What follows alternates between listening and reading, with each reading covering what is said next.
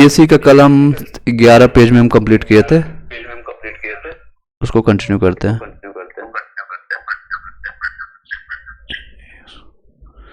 एक सेकेंड।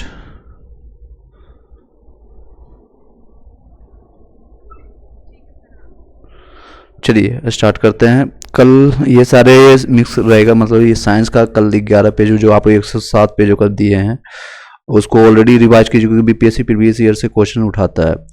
तो स्टार्ट करते हैं। विश्राम के समय में मानव हृदय 1 मिनट में कितनी बार धड़कता है? जब आप लोग सोते हैं तो कितने बार धड़केगा? तो 72 बार। वन लाइनर फॉर्मेट में है तो तेजी से हम करेंगे, बाद में इसको रिकॉर्डेड आप सुन लीजिएगा। पृथ्वी सूर्य इर्द गिर्द, यानी सूर्य पृथ्वी के सूर्य जो होता है, पृथ्वी सूर्य के इर्द गिर्द घूमती है। यह सिद्धांत सर्वप्रथम या सर्वोत्तम आधार क्या होता है? तो ऋतुओं का बनना होता है। फिर से बताते हैं, पृथ्वी सूर्य के इर्द गिर्द घूमती है, आपको पता है इसमें पृथ्वी जो सूर्य के इर्द गिर्द घूमती है। सिद्धांत सर्वोत्तम आधार बनता है ऋतुओं का बनना। जो जीव अपना भोजन स्वयं बनाता है सो पोषी होता है। इससे टीआरई में क्वेश्चन आया भी था। दूध यानी दूध जो क्या है, एक कोलाइडल विडियन है। अंतरिक्ष में सर्वप्रथम जाने वाला मानव का नाम क्या है? तो यूरी गार्गिन के नाम से जानते हैं इसको। अंतरिक्ष में सर्वप्रथम जाने वाला मानव का नाम क्या है? Yuri Gagarin. प्रथम अंतरिक्ष यान कौन था? तो स्पुतनिक 1 है। स्पुतनिक 1 है। एक दिन में मनुष्य कितनी बार सांस लेता है? तो लगभग 22,000 बार सांस लेता है। कितनी बार? 22,000। प्रथम भारतीय उपग्रह का नाम क्या था? आर्यभट्ट। अम्ल वर्षा किस गैस के वायु में रहने के कारण होते हैं? N2 और O3 के कारण होता है। विटामिन सी का नाम है स्कार्बिक अम्ल। खाद में आयोडीन की कमी से होने वाली बीमारी घेंगा जो इजी है उसको तेज करेंगे कंप्लीट। मुख्य विधि जिसके द्वारा वातावरण से कार्बन डाइऑक्साइड कम होती है क्या कहलाती है? फोटोसिंथेसिस कहलाता है। फिर से बताते हैं, मुख्य विधि जिसके द्वारा वातावरण से कार्बन डाइऑक्साइड कम होती है वो कहलाता है फोटोसिंथेसिस कहलाता है। कोशिका सिद्धांत किनके द्वारा दिया गया है? तो कोशिका सिद्धांत अगर कहेगा, सेल थ्योरी जिसको कहते हैं इंग्लिश में, तो स्वीडन एंड स्वान याद रखिएगा। पूरा नाम है MJ Sweden and U Swan. Okay, Swan द्वारा। कब किया गया था? 1838 और 39 में। बोमिन का कैप्सूल किससे संबंधित है? गुर्दे से है। और इंसुलिन की खोज किसने की थी? वेटिंग द्वारा। FG बेटिंग याद रखिए। Insulin betting. इंसुलिन किसके लिए जरूरत है? जो शुगर है उसमें आपको ग्लूकोज के फॉर्मेट में ऊर्जा प्रदान करने के लिए यानी काम करता है। इंसुलिन आपको शुगर मेंटेनेंस के लिए, संतुलित करने के लिए आपका शरीर में छोटी हाथ के बाद इसका यूज होता है। कौन सा वातावरण के लिए अजैविक कारण है? वो ताप है। फोटोसिंथेसिस प्रक्रिया में अंतिम उत्पाद क्या होता है? ग्लूकोज होता है। प्रथम बार मंगल ग्रह पर उतरने वाला अंतरिक्ष यान कौन था? तो उसका नाम था पाथफाइंडर। कुछ क्वेश्चन आप पूछेंगे तो आप तैयार रहिएगा। हीमोफिलिया क्या है? तो जेनेटिक बीमारी है। कौन सा वस्तु में लोच का सर्वोच्च गुणांक होता है? इस्पात होता है। जल से भरे बीकर में एक बर्फ का टुकड़ा तैर रहा है। जब पूरा बर्फ गल जाएगा तो उसमें क्या होगा? आंसर बताइएगा। बर्फ मतलब जल का स्तर समान रहेगा या फिर बढ़ जाएगा, घट जाएगा? ये क्वेश्चन आया था इसलिए पूछ रहा हूं, सभी लोग बताइएगा। जल का स्तर क्या रहेगा? बढ़ जाएगा, घटेगा या फिर समान स्तर रहेगा? सोच नहीं गए सभी लोग।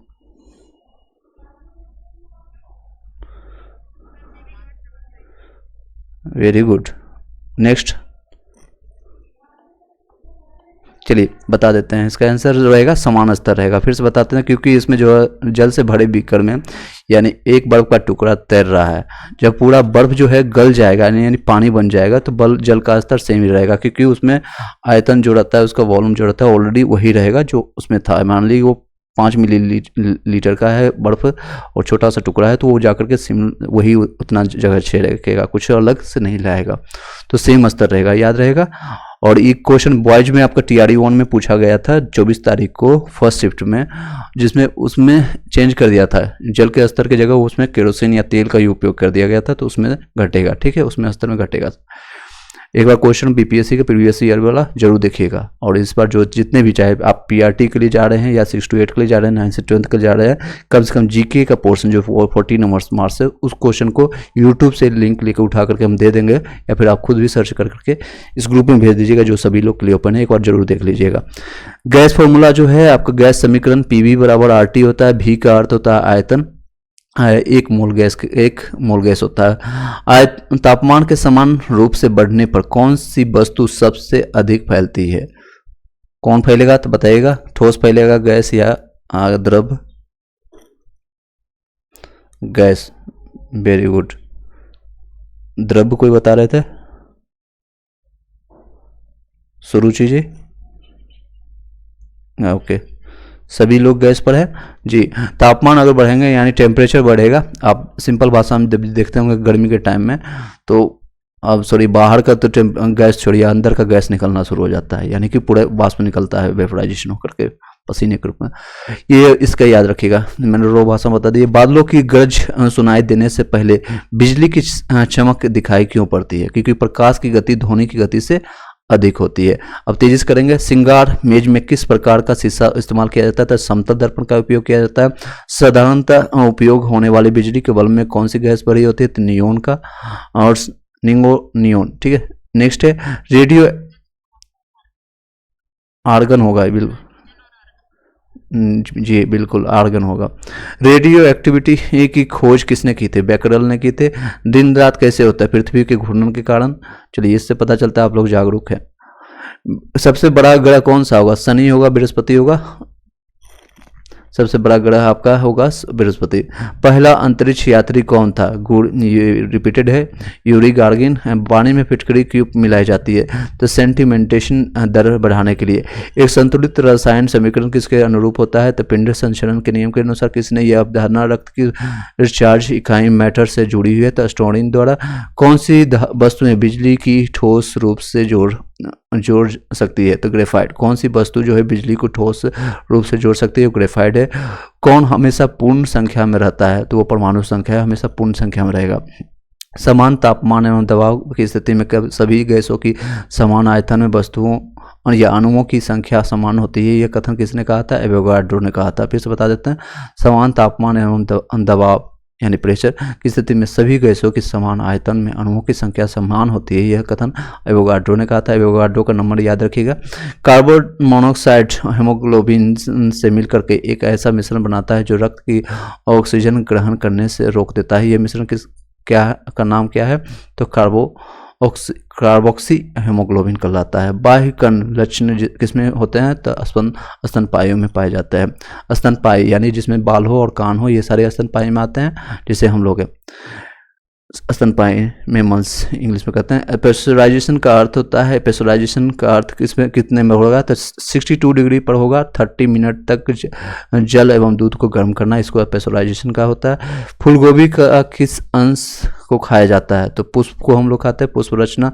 और कपास से रेशे कहाँ से मिलते हैं? तो कपास को रेशे बीज से प्राप्त होता है। कहाँ से? बीज से। प्रकाश संश्लेषण के द्वारा विस्तृत ऑक्सीजन कहाँ से आता है? तो जल से आता है। अल्कोहलिक फर्मेंटेशन का अंतिम उत्पाद क्या है? तो अंतिम उत्पाद है ethyl alcohol and lactic acid. फिर से बता देते हैं, अल्कोहलिक फर्मेंटेशन का अंतिम उत्पाद क्या है? इथाइल अल्कोहल अथवा लैक्टिक एसिड। एंजाइम किसमें अनुपस्थित होते हैं? अनुपस्थित मतलब उपस्थित नहीं है। तो एंजाइम किसमें अनुपस्थित होता है? तो वायरस में नहीं होता है एंजाइम, ठीक है। एंजाइम मैंने इसके बारे में ऑलरेडी मैं भी चर्चा की है, जो कि शुगर को मेंटेन करने का काम करता है आफ्टर छोटी आंत में, जो खाना पचने के बाद। भारत में टिड्डी दल अंडे कहाँ होती है? राजस्थान में होती है टिड्डी दल अंडे, ये बड़ा राजस्थान है। विकास सिद्धांत के क्रमवार से व्याख्या करने का श्रेय किसको जाता है? तो चार्ल्स डार्विन को। पशु की पहली जाति जो पाली गई प्रतीत होता है वह क्या है? तो सबसे पहला पालतू है वो आपका कुत्ता है। एक वस्तु का जड़त्व की प्रत्यक्ष निर्भरता किस पर है? तो द्रव्यमान पर।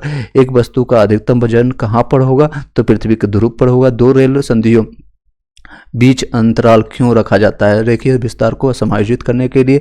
कई वस्तुएं अधिक निम्न तापमान पर अपने विद्युतीय प्रतिरोध खो बैठते हैं। इन वस्तुओं को क्या कहते हैं? इसे अधिचालक कहते हैं।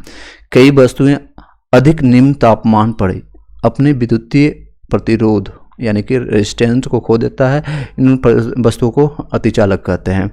यदि किसी तत्व में विद्युत धारा को दुगुना कर दिया जाता है तो उसके उत्पादित ऊष्मा कितनी होगी? उसका ऊष्मा कितना होगा और बताइएगा? इसका ऊष्मा हो जाएगा 4 गुना हो जाएगा, ठीक है। विद्युत धारा को यानी I को 2 गुना किया है तो इसका ऊष्मा हो जाएगा Q आपका 4 गुना। कौन सा कण परमाणु के द्रव्यमान को निर्धारित करता है? तो न्यूट्रॉन और प्रोटॉन करता है परमाणु द्रव्यमान को, न्यूट्रॉन और प्रोटॉन। नेक्स्ट है नाभिकीय रिएक्टर में भारी जल प्रयोग क्यों होता है? भारी जल क्यों प्रयोग होता है? तो क्योंकि द्रुत न्यूट्रॉनों की गति को कम करने के लिए, द्रुत न्यूट्रॉनों को गति को कम करने के लिए। पृथ्वी की प्रॉपर्टी में सबसे बहुलतायत यानी कि बहुत ज़्यादा मात्रा में तत्व कौन सा है? बताइएगा आंसर। सबसे ज़्यादा बहुलतायत तत्व कौन सा है पृथ्वी की प्रॉपर्टी पर? सबसे ज़्यादा ऑक्सीजन, हाइड्रोजन, नाइट्रोजन कौन सा होता है? Very good, oxygen. ऑक्सीजन होता है। तत्वों में जिसमें से विभिन्न नाभिकीय आवेश परंतु समान द्रव्यमान होता है उसे क्या कहते हैं?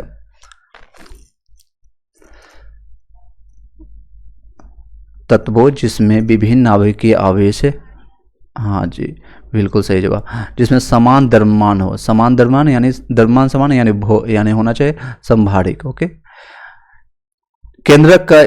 केंद्रक इसके न्यूक्लियन से गठन में क्या होता है? द्रव्यमान में घटाव होता है। औजेलिक अम्ल घोल के विरुद्ध कास्टिक सोडा घोल का अनुपालन के लिए अच्छा सूचक क्या है? तो फेनाफ्थलीन कहलाता है।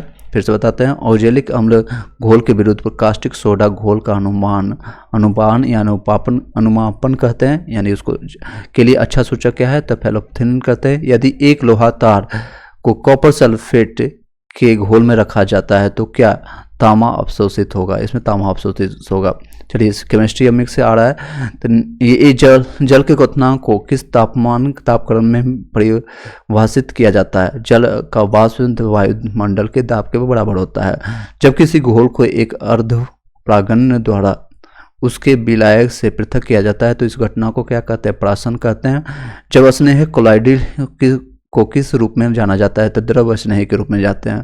पुरातात्विक खोज को दिनांकित करने में कौन से तत्व का संभारिक का प्रयोग होता है? तो कार्बन का यूज होता है। हीरा क्या है? शुद्ध कार्बन है। एक हीरा शुद्ध कार्बन है। इलेक्ट्रॉन का हानि उपचयन है। एक सेल के एनोड पर प्रक्रम होता है, उसे क्या कहते हैं? उपचयन कहलाता है। ठीक है। नाइट्रोजन का स्थिरीकरण करने में समर्थ एक मुक्त जीवित जीवाणु कौन है? तो ओजोटो वेक्टर कहलाता है। फफूंदी में संचित पदार्थ खाद्य पदार्थ क्या है? तो ग्लूकोजन एवं तेल की गोलिका में होता है। सोचने गए होंगे सभी लोग, या इसको धीरे धीरे आपके क्वेश्चन आंसर करें, या फिर इस तरह से वन लाइनर फॉर्मेट पे हम बता रहे हैं वो सही है?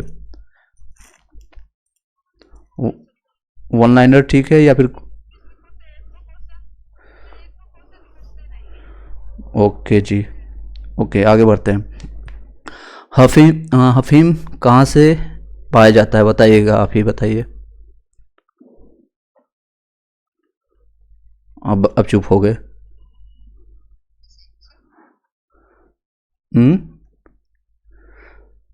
पेज नंबर आपका 11 नंबर। हाँ, ये आपका अफीम सिनकोना वृक्ष से प्राप्त होता है। ये अफीम जो कहाँ से पाया जाता है वह इसमें लिया हुआ है सोमनीफरम से पाया जाता है, सिनकोना वृक्ष से। ठीक है, सिनकोना वृक्ष से। आप लोग अफीम पीते होंगे तो पता चल, हाँ सिनकोना से चाल से आपने यूज किया है ना?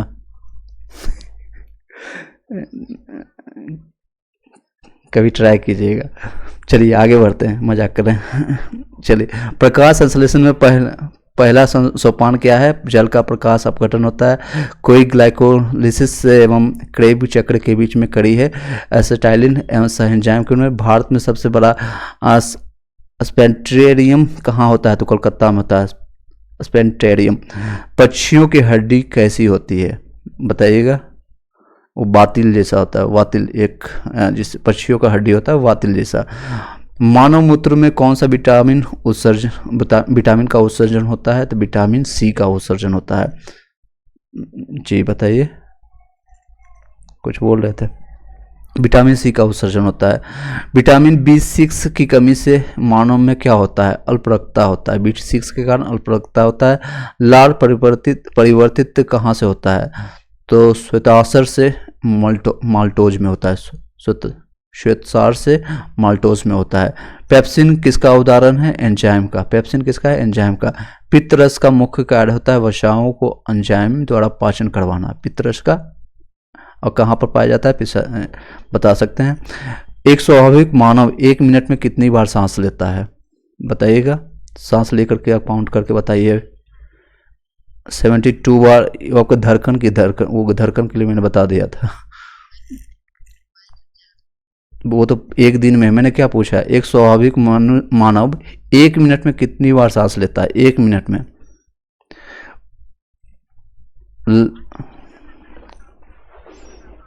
चलिए बता देते हैं, 14 से 18 बार लेता है।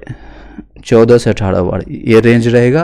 ऑप्शन आप इसमें से अगर कुछ भी मिलेगा, हो सकता है आपको 16 दे दे, 15 दे दे या 17 दे दे, तो 14 से 18 के बीच में जो भी ऑप्शन मिलेगा उसको टिक मार के अच्छे से बबल कर लीजिएगा। बबल करने के लिए एक 10 रुपये, क्या चाहिए?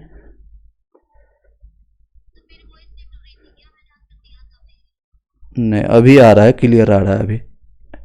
चलिए, किसको रक्त, चलिए आगे बढ़ते हैं।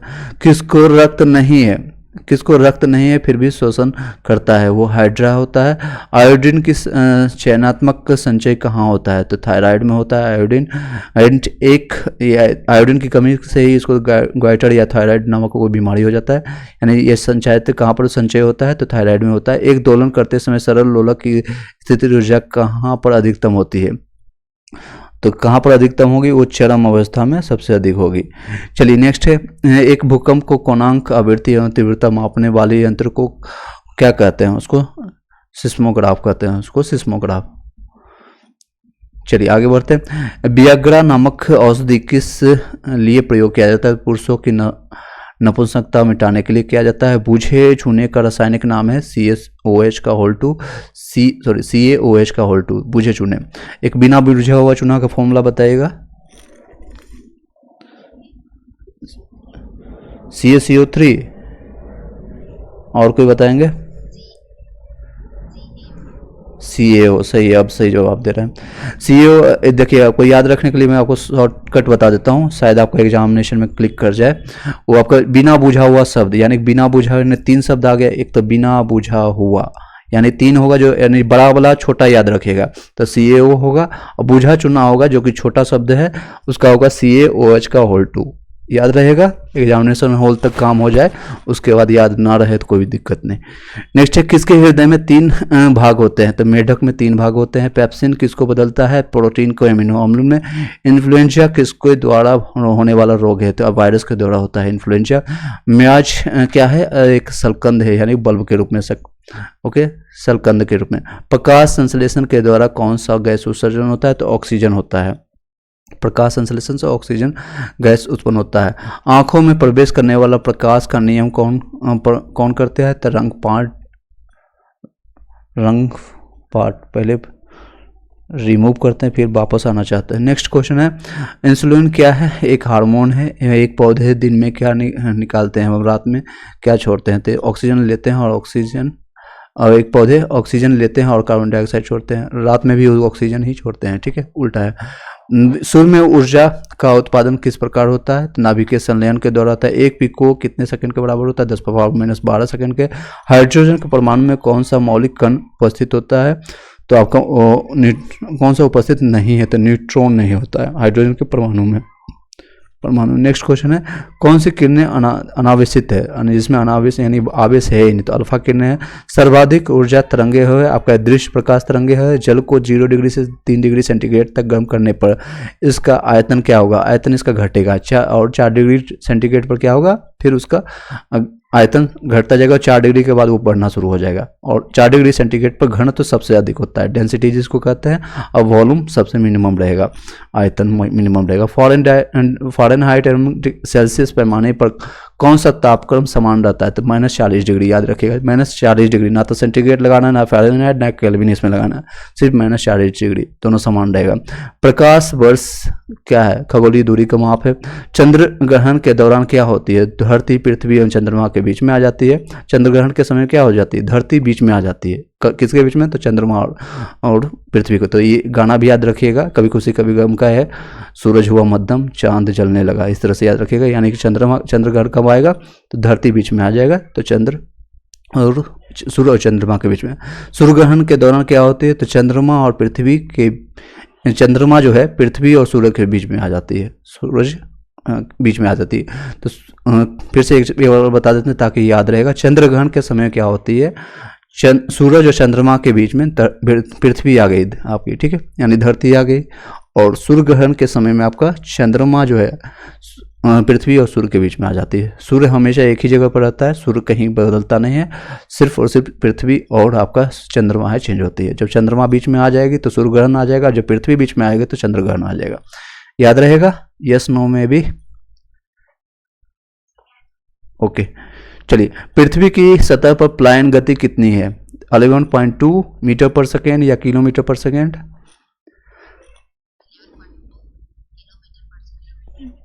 वेरी गुड, यूनिट इसमें जरूर याद रखिएगा क्योंकि 11.2 सबको याद रहता है, लेकिन गलती से आप किलोग्राम या मीटर पर सेकंड लगा दीजिएगा तो गलत हो जाएगा। एस चंद्रशेखर को भौतिकी किस विद्या के लिए नोबेल पुरस्कार दिया गया है, तो खगोल विद्या के लिए दिया गया था, खगोल भौतिकी, एस चंद्रशेखर जी को। जंग लगने पर लोहे का भार क्या बढ़ेगा, तो लोहे का भार बढ़ जाएगा, भार उसका बढ़ जाएगा। चूने की पुताई से उत्पन्न चमक किसके बनने से होती है, चूने की जो पुताई हम करते हैं, घर पर पुताई करते हैं, वो किसके उपस्थिति से, कैल्शियम कार्बोनेट के कारण होता है। चूने की पुताई से उत्पन्न चमक जो होता है एकदम चमकदार लगता है, एकदम शीशे जैसा चमकना शुरू हो जाता है, तो कैल्शियम कार्बोनेट के कारण होता है। और उसका रिएक्शन याद रख लीजिएगा, केमिस्ट्री का 9th क्लास में आपका है, एक बार देख लीजिएगा। मोमबत्ती का जलना कौन सा परिवर्तन है, तो रासायनिक परिवर्तन है। बायोगैस का प्रमुख अवयव क्या है, तो मीथेन है।